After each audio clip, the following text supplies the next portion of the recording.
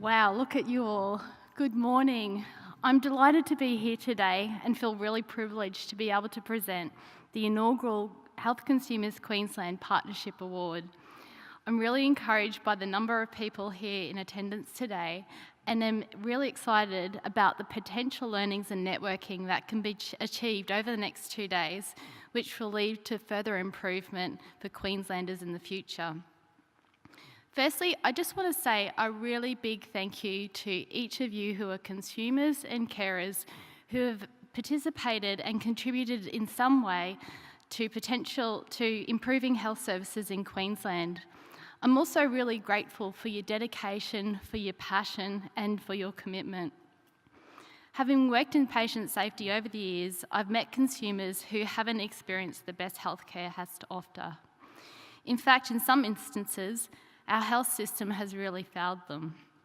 What often astounds me, though, is the courage and often sacrifice of these consumers to partner with us to ensure the care that is delivered to patients just like them is better. Thank you in particular to these consumers and carers. I'm very grateful for your contributions. Today, I'm here representing the Clinical Excellence Division, who is absolutely committed to putting consumers at the centre of all we do. We are very thankful for the role of Health Consumers Queensland and the role that they play in Queensland Health.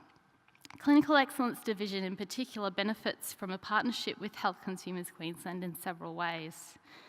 Health Consumers Queensland gives strategic advice and training to our staff on how best to engage with consumers.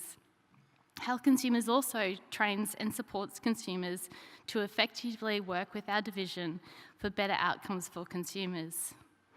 We've also been able to consult with Health Consumers Queensland around particular consumer network issues, so particularly around public reporting, patient information on informed consent, maternity, clinical Senate forums with topics such as obesity, nursing initiatives, and an expanded scope of practice for allied health, and that's just to mention a few.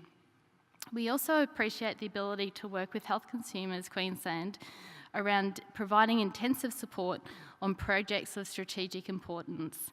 Some of the current examples include youth mental health services, transvaginal mesh, and offender health services. Clinical Excellence Division is pleased to have been able to sponsor Health Consumers Queensland Annual Forum to enable over 30 consumers and carers from outside Brisbane to attend with travel assistance. And I also recognise that there's a lot of health services that have also funded consumers and carers to attend today. And Clinical Excellence Division has also helped to expand this forum from a 1-day to a 2-day forum to include training and more opportunities for networking. As such, I'm pleased to be here to present the Health Consumers Queensland Award's first Partnership Award. This category recognises how a service and an organisation have meaningfully partnered with health consumers and carers to collaborate to create that leads to better health outcomes and demonstrates the drive, growth and commitment to ongoing partnerships. On behalf of the Clinical Excellence Division and Health Consumers Queensland, I'd like to present the Partnership Award.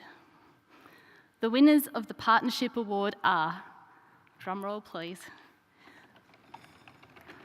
very good, Suzanne Michaels, the Change Manager of Caboolture Hospital, and Carolyn Wharton, Partner and Consumer. If you could please come and take the award.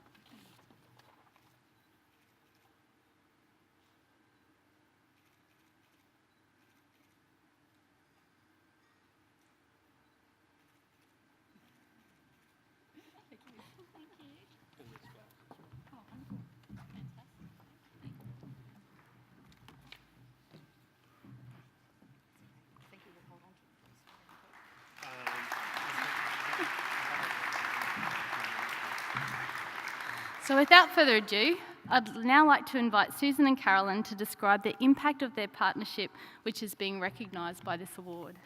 Thank you.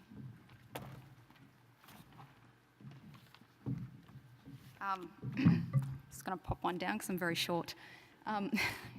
I just want to say huge thank you to Health Consumers Queensland for this wonderful honour. It's an absolute delight to stand here today, not only representing Metro North Hospital and Health Service, but to stand alongside Carolyn, who is such a phenomenal consumer representative. We're going to share a little bit of our journey with you today to show you, the outcome of, when a partnership really works. Before we kick off, though, I would like to acknowledge the traditional owners of the land on which we meet and pay respects to elders past, present and emerging. What we're going to do this morning is I'm going to spend a couple of minutes talking about the system that we have in place that allows our partnerships to get established and to really grow. And then we're going to share Carolyn's story, her transition from being a carer to becoming a consumer representative. And in sharing that story, we will be sharing a video. And I'd just like to give you a heads up that that video does refer to the death of a child. So if that may be particularly affecting to you, you've got a few minutes to, I suppose, be prepared or to leave the room. Do I have a little clicker? That one? Is that it? Oh, wonderful, thank you. So, partnerships. I think, I don't know if I could accurately describe how important partnerships are for us in what we do. I genuinely believe that it's through genuine collaborative partnerships that the real magic happens.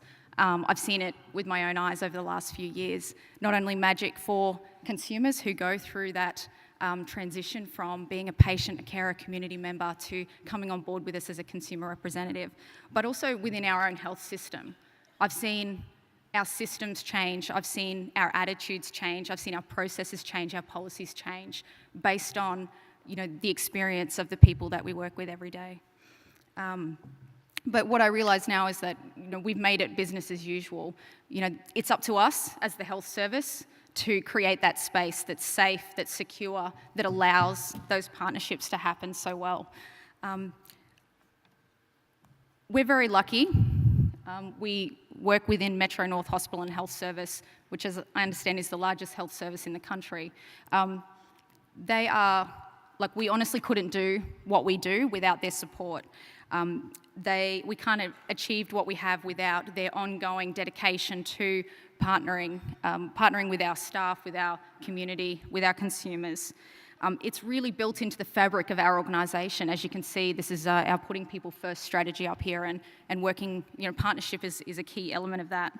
And that comes from our Chief Executive, Sean Drummond, right through our Metro North engagement team, who honestly are the heart and soul of consumer engagement within Metro North, and they're the ones who are just driving this home all the time through guidance, education, and they're the ones who've been able to engage with Metro North and help us to achieve ongoing funding, which helps us to support our consumer engagement activity.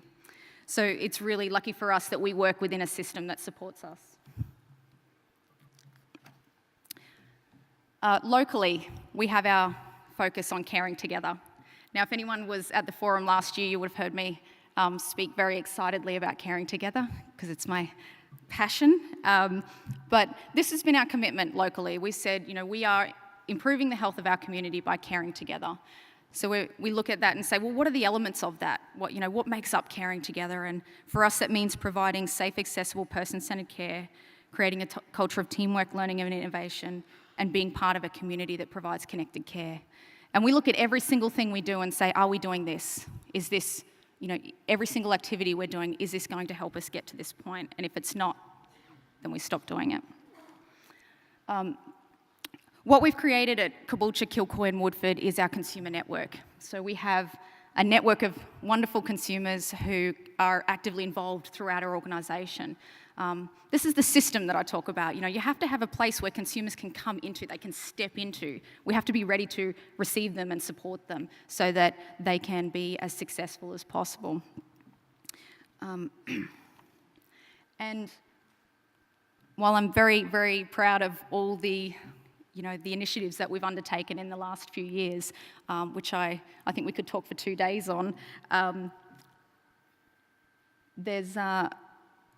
We've really seen it change right throughout the whole system, so policies, procedures, right down to health information, health literacy activities, actively involved in education. I think it's almost every single day of the week now we have a consumer involved in something in some way. And what that does is make sure we have our consumers there every day present within the hospital, and people have just gotten used to seeing them, and everyone throughout the organisation now says to us, where's the consumer? Are they involved? Have we invited them? Are they coming to this meeting? Will they be in this workshop? And while we have amazing, amazing consumers, I couldn't speak more highly of all of our wonderful consumers. Jarina, who's sitting down here, and others who we've been able to achieve all of these things with. Today we're going to be focusing just on one particular amazing consumer, Carolyn Wharton. So I'm going to show the video now, so just a last comment to you. The video goes for about 15 minutes, and then Carolyn's also going to speak after that and share a little bit more about her journey.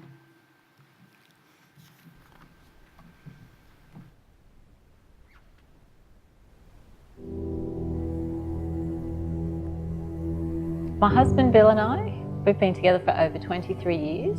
When I met him, he came with an adorable little girl, Ashley. She was 2 at the time. I was doing rock climbing out at Kangaroo Point, and Carolyn was a flight attendant working for Ansett. She happened to be up on an overnight trip and came along with her sister. Yes, that's where we met, at rock climbing, and Bill was in the army and he was a sniper and also did bomb disposals. So it was a pretty adventurous match. In 2003, we were ecstatic to find out that we were having a bub. I was actually 8 days overdue and it was the night before our planned induced labour that I went into natural labour. He placed her on my lap and said, "It's a girl." And he asked me, had we chosen a name yet? And I said, yes, it's Madeline. Over the next 7 weeks, we went to the paediatrician several times, voicing our concerns of Madeline.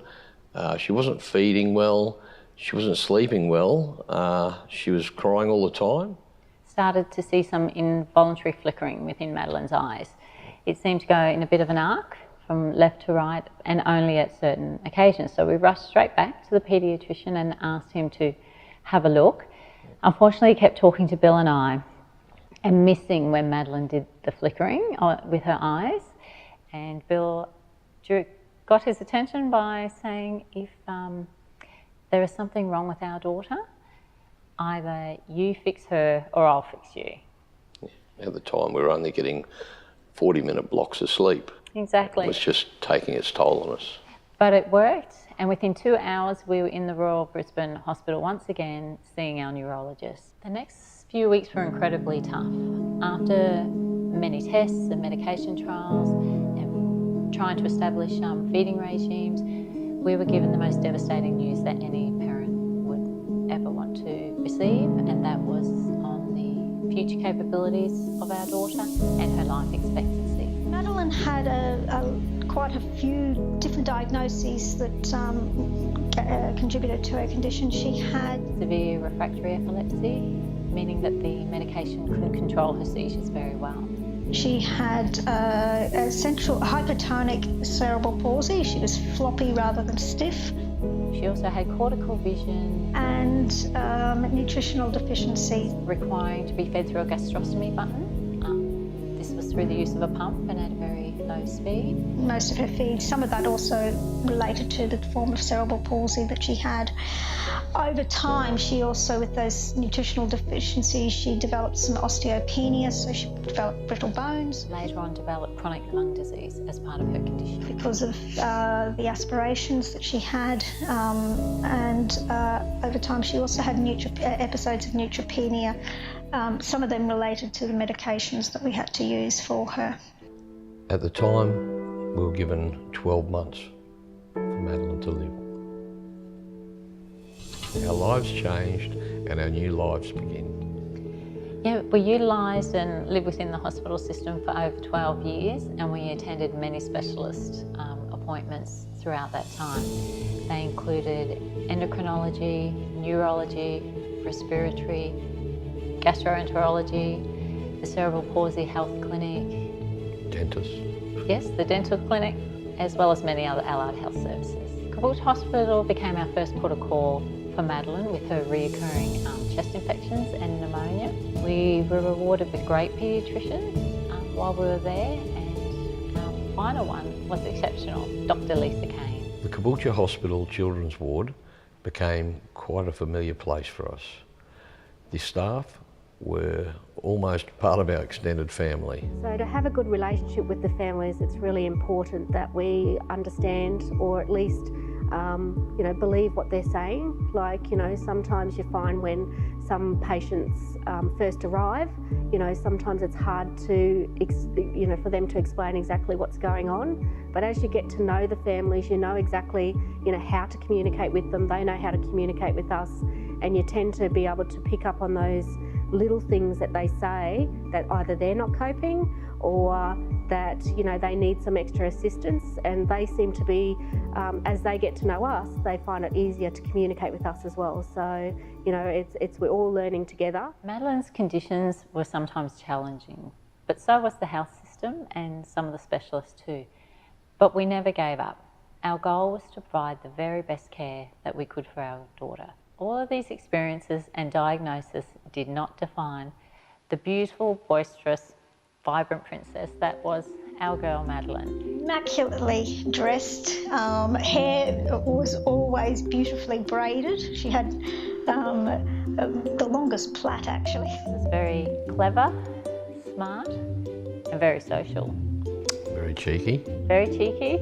She enjoyed music and singing, and she would sing duets with whomever she could coerce into singing with her. Loved her animals. The outfits that she wore were really, beautifully coordinated, and she, was obviously very loved and looked after. We treasured every day with our princess. Yeah, we were very lucky. At the age of 12, Madeline contracted pneumonia. It was a recurring event due to her chronic lung disease. The next 22 hours really didn't go to plan. No. We were informed many hours late into the night that Caboolture was unable to provide the care for our end-of-life plan because they didn't have the paediatric equipment available, and it looked like they wanted to transfer us to Lady Salento Hospital. Our shining light came in the form of Mosh, the head of ED that night. He was very diligent, kept us informed, and he was the first person to come and ask us as a family what we wanted for Madeline. We said we were concerned about the transfer to Lady Salento Hospital, and that we prefer to be here at Caboolture in a familiar environment and around the professional, friendly people that we knew. Yeah, the staff sort of knew our needs. And we had organised that plan. We were still not sure what was happening. Whether we were going or staying or going, no one could give us a clear answer. And the nurses everyone was exhausted and frustrated. The nurses were getting really upset for us. They even said, you should be screaming or yelling at us, getting really upset. But I said we had to remain calm for our princess at this time. I said she needed her parents to know that she was there and that she was going to be all right. So the manager from ICU, Hamish, came to visit and he spoke with Mosh, heard our story. He offered to take care of Madeline at Redcliffe Hospital. She passed away 3 days later on the 9th of May at 5:15 p.m. Day after Mother's Day. Our final conversation in ICU was conducted by the ICU doctor and with the social worker, and Bill and myself were in a private small room, told us that her little body was just too tired. And she wasn't outputting her carbon monoxide levels? No, and that she was dying. So she told us the first thing we had to do was go and cuddle our girl and hold her tight. I didn't hear anything else past that point. Obviously just clicked into the mother carer mode once more because our job wasn't over yet. No. And we had to provide the final care for our girl. We didn't want to give up at the end because we put so much into it from day one. Absolutely.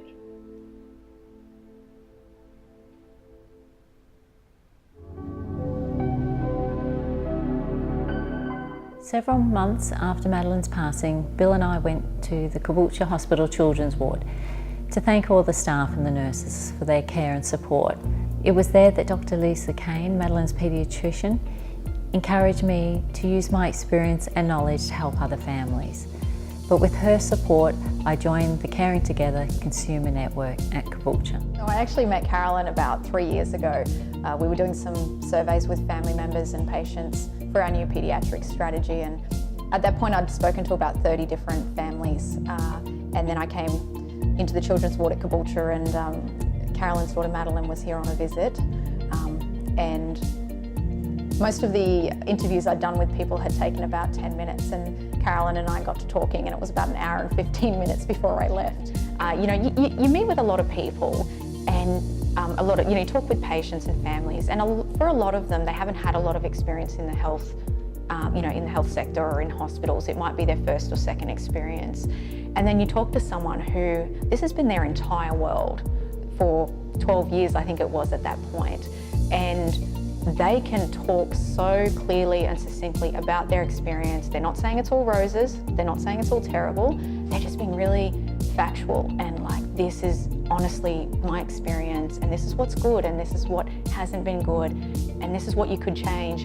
And I remember I actually was writing on the iPad, and I ended up just stopping. And I was like, let's just talk. I need to hear all of this.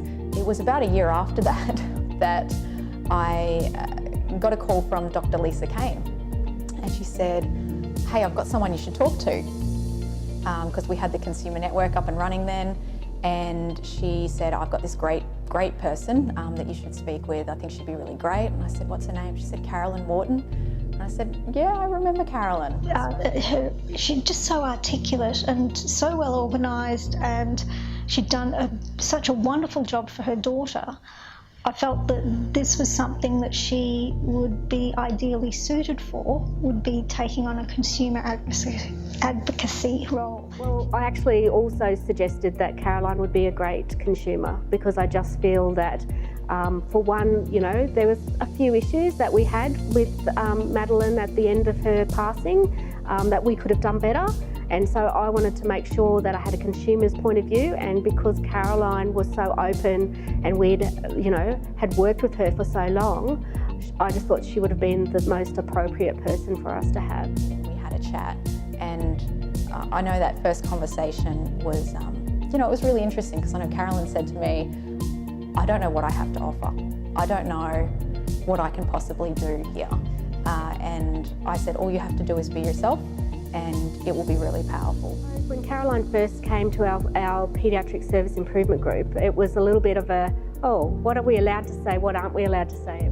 She processes information well, and she's somebody who is outside the hospital system in some respects looking in. She's seen the good and the bad of our hospital systems, and she's always been very good at articulating where we could potentially improve things. And, you know, since she's actually come on board, she's been fantastic. So she's very easy to talk to. You know, it makes you feel more humble when you are discussing patients, because you know also as there's a consumer in your meeting, and so, you know, you also feel as if you're helping the patients because there's a consumer there that's also listening to what you're doing and making sure you're staying on track with everything. You know, all of us are, you know, patient focused, but our perception of what that means, sometimes we need that outside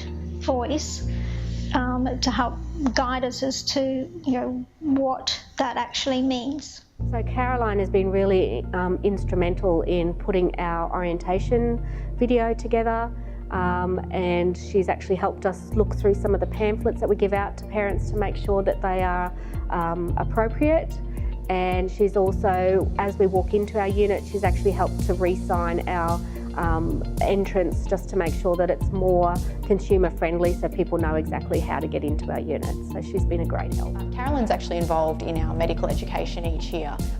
Right at the beginning of the year we do doctor orientation. We do 3 sessions over 3 weeks, and we've used Carolyn's actual experiences and created an hour-long session on patient and family-centred care. We have a particular session on clinical handover, which is based on one of the experiences that Carolyn had. And she's part of that. We do a simulation and she's part of that. And then our medical officers are able to ask her questions, and they're able to pull apart what happened, whether it worked, whether it didn't, and what they would do differently. So I enjoy working with Caroline. I just think that she is fantastic. She's always thinking about, you know, the patients and the families and how, and because she's got that experience, she knows exactly what they're going through. And so I think it's a great asset for our unit to have someone that is also so passionate, but also keeps us in line. And because we've known her for so long, we have this great communication. So I feel that I would be able to tell her anything, and then I would hope that she would be able to do the same for me. It's been very, very easy, and I think that's, you know, if you've got a woman here who is very, very suited to that role, and I think that's part of it, is that she makes it easy to work with her, and she's now part of our team. And I think that's, you know, where we've gained. Her loss has actually been our gain. This journey has empowered me. It's given me somewhere to channel my energies and my passions, but most of all, it's created a legacy for my princess, Madeline.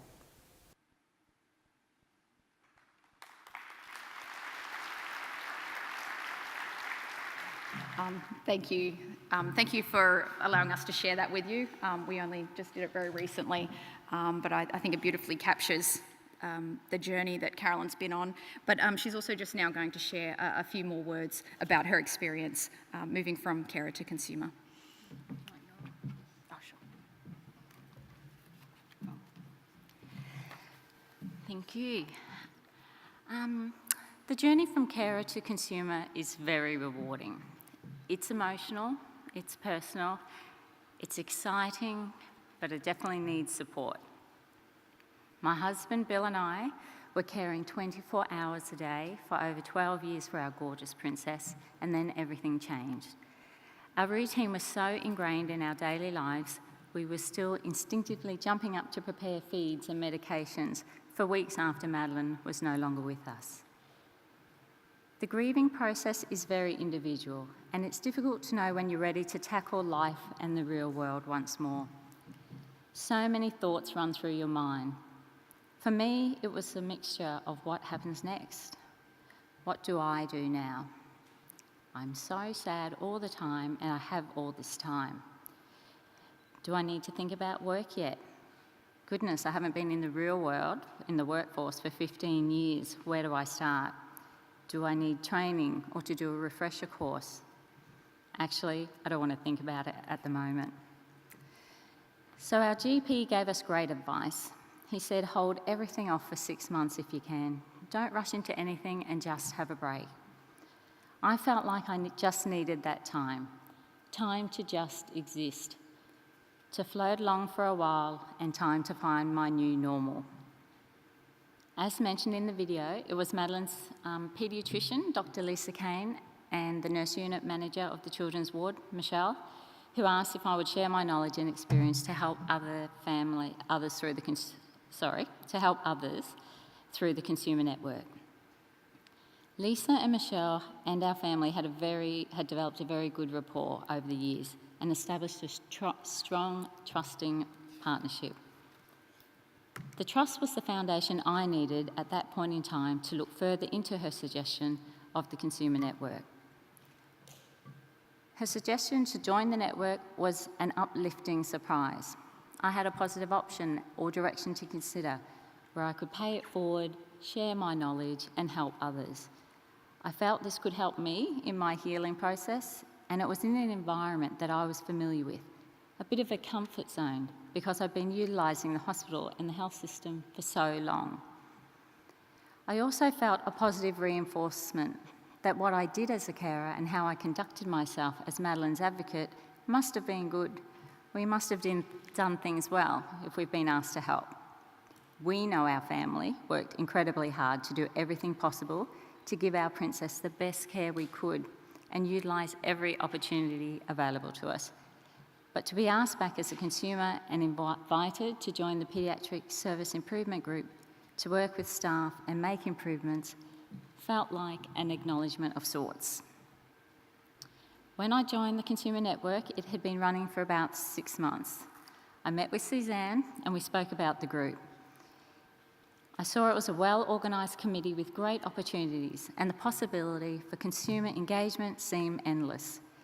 My impressions of the first committee meeting that I attended was the group was well structured, efficient, and everyone seemed to have roles to play. There was so much scope on offer, I was a little overwhelmed, thinking, where do I begin and how can I contribute? Suzanne, who's incredibly attentive and supportive and has a knack of simply ever so gently immersing you into the consumer involvement, she started by asking questions like, do I have a particular area of interest within the hospital? And of course, my response, well, I know paediatrics, the emergency department, and outpatients pretty well. And she said, that's great, but what about you? Are you comfortable to work within those areas? Obviously, knowing about my personal journey and taking that into consideration. Are there any areas you wish to avoid? My response was, I'm comfortable in all those environments because it's what I know from my personal experience and I have an understanding of how they work. So after reassuring me that I could do as little or as much as I like within the network, we began from there. Suzanne had spoken with members of the PEDS and the ED service improvement groups, to the directors, the managers and the NUMs prior to my first meeting. She buddied up with me and accompanied me to the first 1 or 2 meetings until I was comfortable to go it alone. Why this collaboration worked is because of the incredible support and guidance from Suzanne and Rachel Lattimore, who followed Suzanne as the Consumer Engagement Manager, and all the management and the leadership staff. From the very start, they welcomed me to the meeting. The directors actually set the example for all other staff and included me in the discussion. Some staff were a little wary of my presence initially, but began to relax once they realised I was not there to judge or point the finger. It wasn't long before the walls and barriers came down and partnerships developed. It soon became obvious that we all wanted to create change that leads to better health outcomes and that we were caring together to improve the care and the health journey for patients, carers and their families. The relationships with clinicians has changed for me. I didn't have any fears or worries about this prior to joining, but I soon came to realise that it was going to be a different relationship. I no longer feel like I'm on an individual family's journey. It has become much larger than me and is now a combined journey, a community journey with its local hospitals and the health service.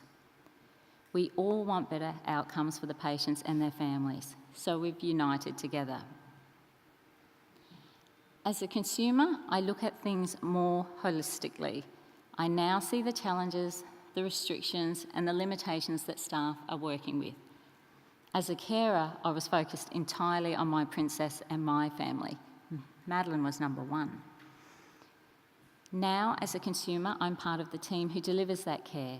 I can see the processes and their concerns, and I can share in the positives and the wins, and together we strive to reduce the negatives and the losses. While being a part of this team, I've experienced some moments of clarity, which I'll share with you. These moments verify to me that we are caring together. I was invited to attend the ED-M&M meetings, that's the morbidity and mortality meetings. In this meeting, staff looked intensely at the detailed case studies on certain patients who have passed away. These meetings are run by ED staff for ED staff and related services as a non-blame, open discussion, safe learning hub. I was really impressed when I attended this meeting. It showed me a whole other side to the staff and to the lengths that they go in order to improve the care they give to the people. They dissect every bit of evidence, all the signs on presentation of their patients, as well as all the treatments given. They are always asking, could we have recognised anything sooner? Could we have done something different? Would that have changed this outcome in any way? That definitely was a moment for me. Another was with new doctor orientation. As Suzanne mentioned, I've been presenting at new doctor orientation for the last 2 years, and 2 weeks after one of the presentations earlier this year, I was approached in the corridor from one of the new doctors coming from the children's ward. She rushed up to me and thanked me for my orientation talk and for sharing with her the details of our consumer engagement and partnerships within the hospital. She then went on to talk about our consumer feedback working group and our consumer liaison officer, Kim Ball. This new doctor had a difficult scenario with a mother and her child on the ward. The family had had terrible experiences in the past at other hospitals, and they were concerned things were not going to plan again. So this doctor utilised the information I had presented to her at orientation. She contacted the CLO, resolved everything while the family was still in the hospital, and arranged for follow-up care for the future. The outcome was very positive for everyone involved. The doctor was so impressed that she had the tools and the resources available to resolve these issues and improve a patient's journey on the spot.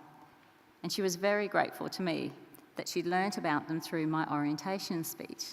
It was a win-win situation. I turned to Rachel, our consumer engagement officer at the time, who was walking along with me, and said, "That is why I do this. The positive outcome makes all the difference." The final moment I'll share with you is when I was asked by one of our paediatricians at Caboolture if I would have a conversation with him about end-of-life care. He mentioned he had a family with a child who would need to access end-of-life care in the near future, and he asked if I would be able to talk with him about my personal experience in this area.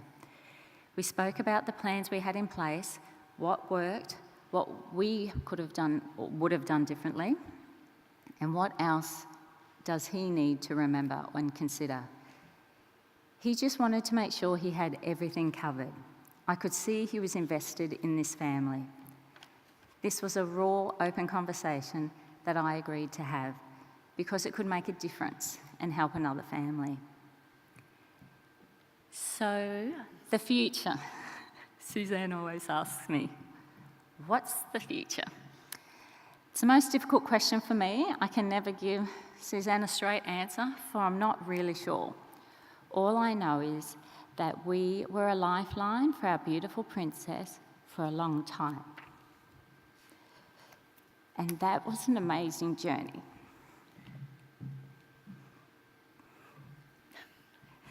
I got through the video, dear. It had incredible highs and many challenges, and it's really difficult to understand the elements of this journey of being a parent to an exceptional little girl unless you have lived it. So for the first time in many years, I personally have options for my future. I can work with a great partner or team and assist and help others master their skills to improve someone else's healthcare journey. and I really enjoy doing this. And when I need to, I can simply pause and take a moment to remember the incredible journey that brought me here. Thank you. We did it.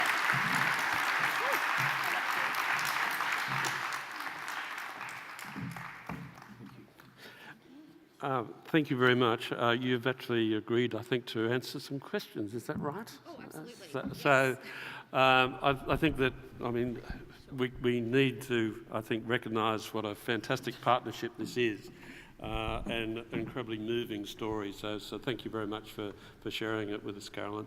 But we do have a little bit of time for questions. And there are some people with microphones roving around the room, potentially. So any questions over here? Sorry, excuse me. Yeah, thank you. Just talk. Bill, I'd like to talk about Bill, how happy he looks in every photo. My name's Anthony, sorry, by the way, from Quinn and Quiver. I lost a partner. We were together for 40 years, and only a couple of years ago I lost her up at the Royal Brisbane Hospital, and we had her at home when she passed away. I'm a bit like Bill. I can see it in his eyes how wonderfully happy he is in every photo that you've shown us. I was a bit that way myself. I still am. I try to put on a brave front for everybody. But on this side of the facade, I'm broken, my heart's gone. But Bill, every photo that he's so happy and so pleased. I think That's Bill's all I coming want to to give say. you a hug. Oh, Bill. Good on you, Barbie.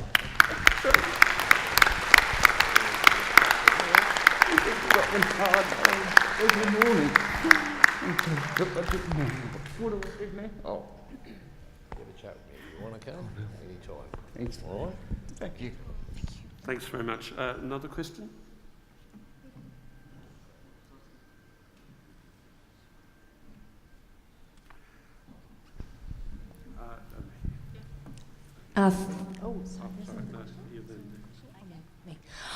Sorry, thank you for the beautiful presentation and congratulations on the award.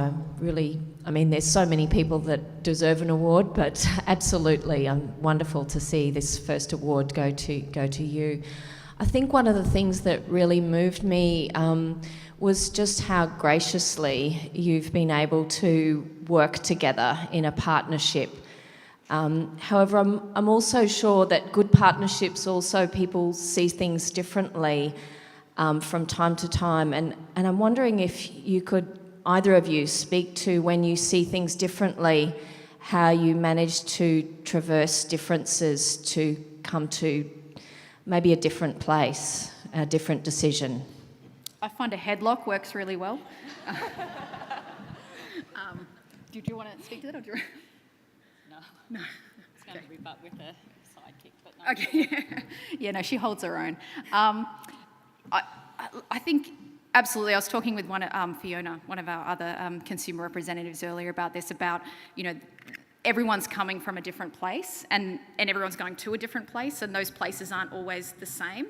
And I think I certainly see my job as holding people up and creating that space for them to be able to have their voice.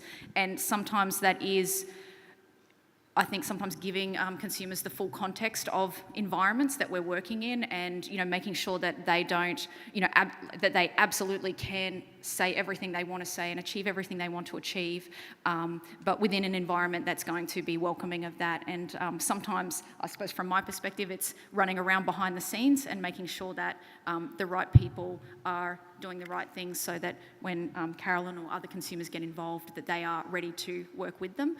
But I don't know that we've had, maybe you see it differently. Has there been any times you wanted to? No, not really.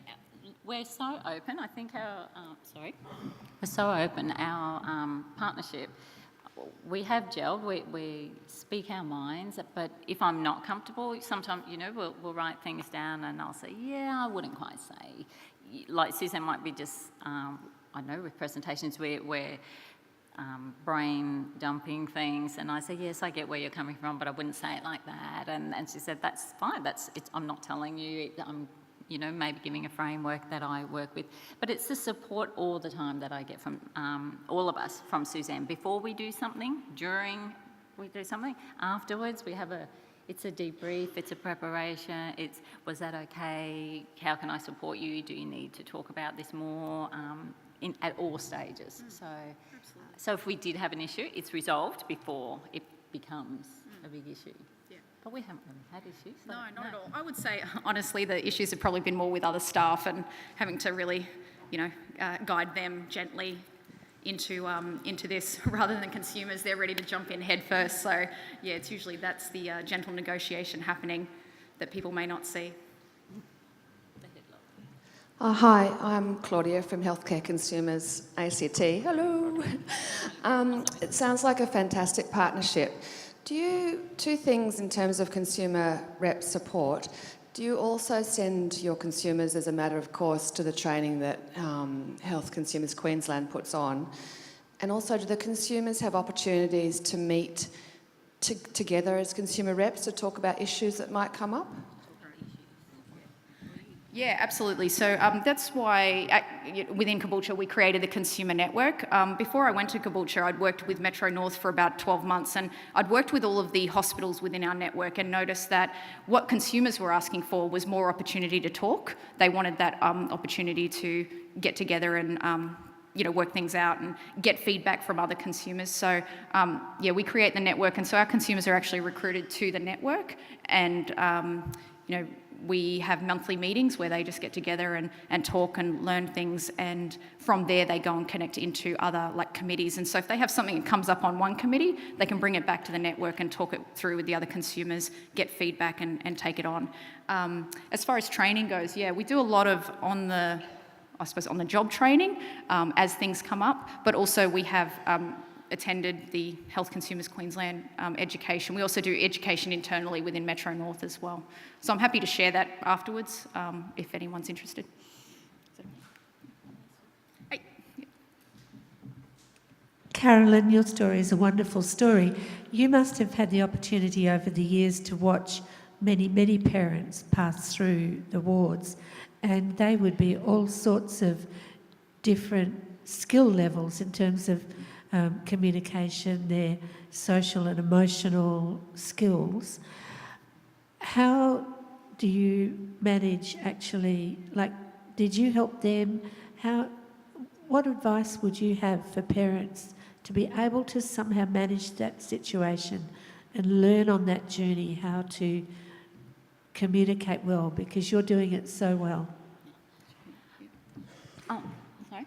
Well, just personally, I think it's a bit of a confidence thing because we were in the journey for so long, for 12 years, and I guess when things were missed, perhaps with doctors in patient stays and things, I learned to speak up and to communicate gently. But I also got some great advice along the way of things that were concerning me, or if I was worried in emergency, I had help from one of the senior nurses. I was really upset and frustrated about an issue, and I said, I find it really stressful when I'm here, and she actually empowered me by encouraging me. She said, well, speak up, say something. You're allowed to say how many times they are going to attempt to cannulate your child, and you're allowed to speak up. So it took a long time to build that up, but I could just see that when I did speak, I didn't receive negative responses. I usually was embraced with good on you and thank you, and now we can be guided by you,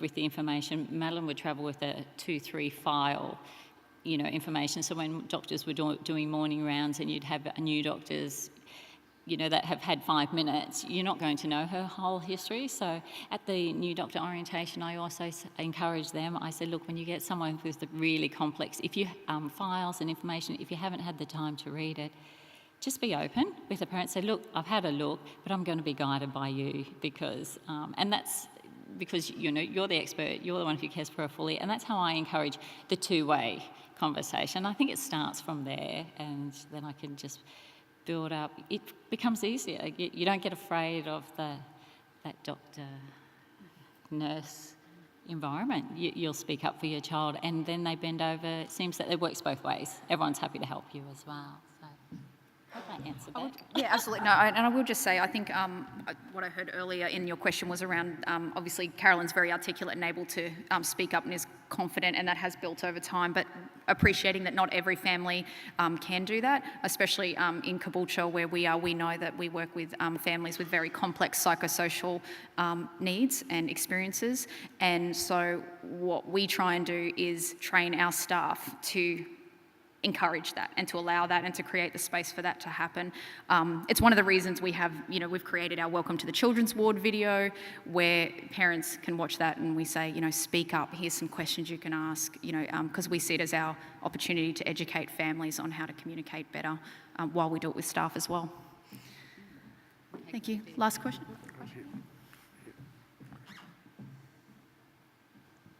Hello, my name's Lorraine Singh Cutler, and I'm a member of the Consumers in Committee's engagement team on the Metro South. Just a question for you, Carolyn. Would you like to just share just one of the instances or your favourite instance, whatever, just one of those instances where you actually initiated a change? Yeah, I mean, I gather there's lots, but just something that you actually created within that process. Sorry, was the question a change that she's initiated as being a consumer? Team, with a team, yep. As being a consumer? Yeah, I think so. Yeah, as a consumer. Yeah. In your role, yep. Okay. I guess, the video is a big thing.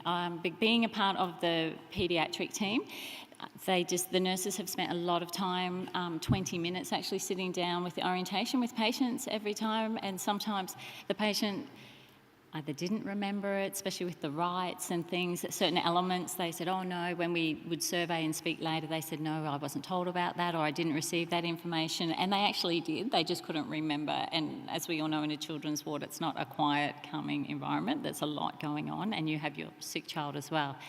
So it was sitting with educators and the staff of the Peds ward, finding out what they wanted and needed within the video, and then we just sat down and I actually wrote the script and put it tried to put the consumer voice in simple language.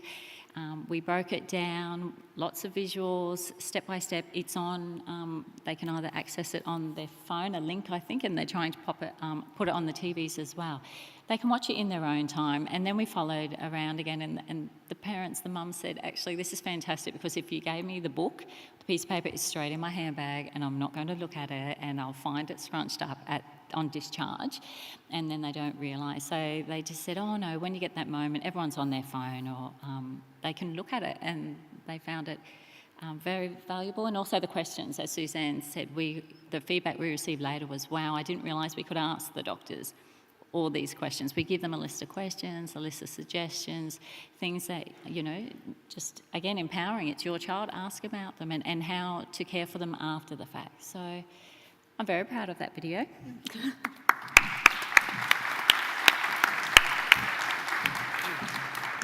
So is there another question?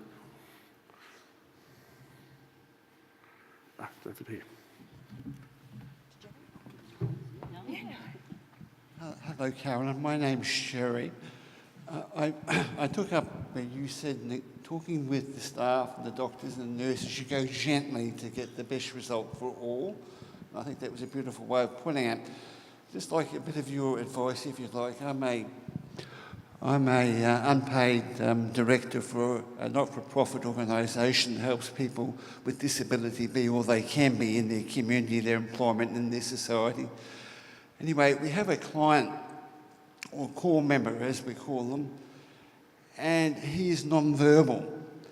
He has regular bouts of pneumonia, and as such, he has regular attendance in our public hospitals. What we do know is that if he were to move into an aged care system, he wouldn't be alive because they don't have the the staff to patient or resident ratio required.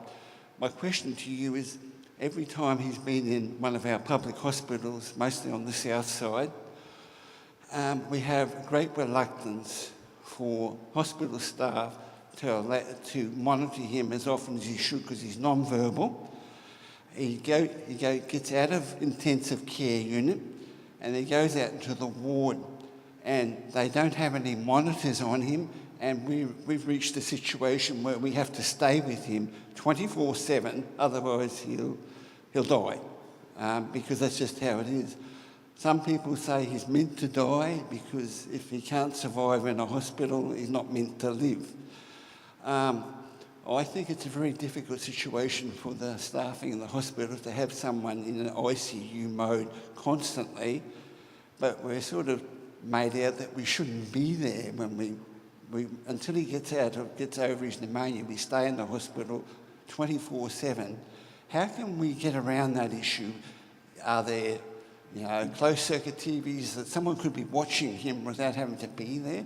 Because we found that he's nearly died a number of times because of negligence on the part of the hospital staff. How can we gently get that message across?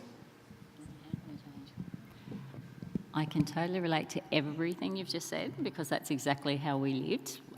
There was never a moment that Madeline was unattended because nurses get busy and nurses sometimes get understaffed and emergencies happen in the next room and everyone runs away, and then our child would choke or have an incident and not be able to clear herself or call for help or ring a buzzer. So like you, we never left Madeline unattended.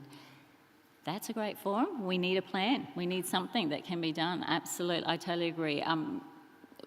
Like I said, we went through family members as long as someone was beside her all the time. Again, Madeline was vocal but non-verbal.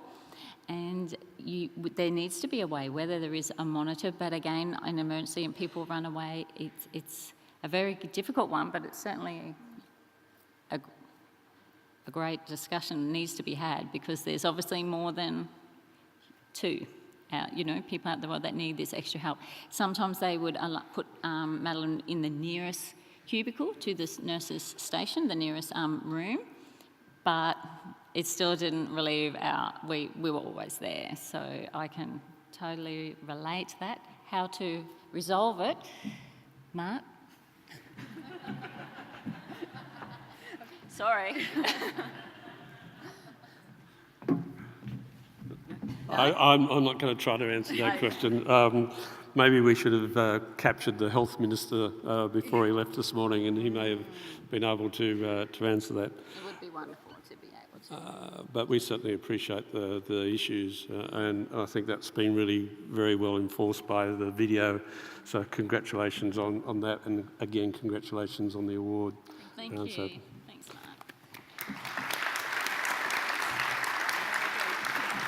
So, yeah, you can take the.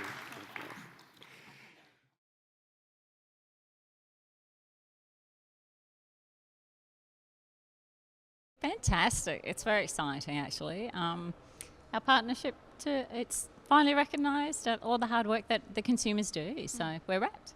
Yeah, absolutely. I'd say I'm really stoked and excited, not just for us, but for the whole consumer network. The award is really, really meaningful to me, not only like in my role, but just with our consumer network. They have done so much work, Carolyn included, that while we provide the space, they actually come in and do all the work and make all the change happen. So, it's just really lovely to be able to take this back to them and show them.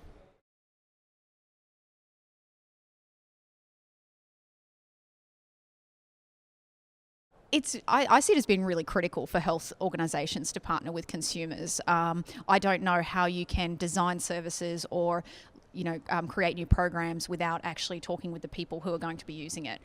It just makes no sense to me to not do it. So I think there's also a big difference between doing it and doing it well.